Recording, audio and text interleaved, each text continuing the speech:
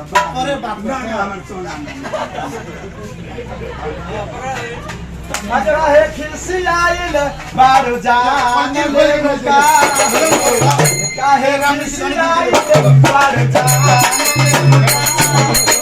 ले बोला हमर सुगा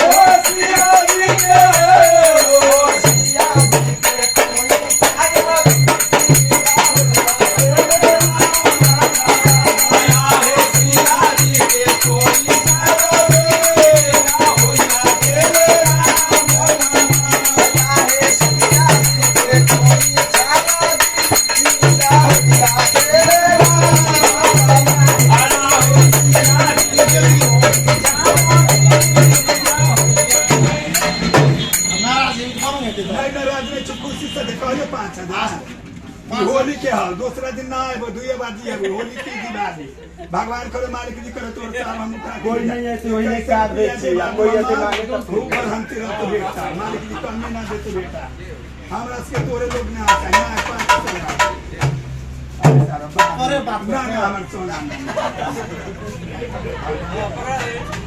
अजरा है खिसियाइल बारू जान ले का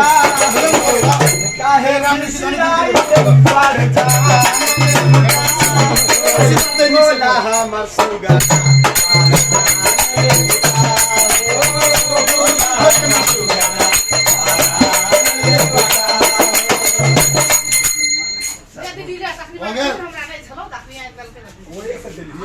चलिए अच्छा रखिए हमारे साउंड जी के खूब कारोबार चले।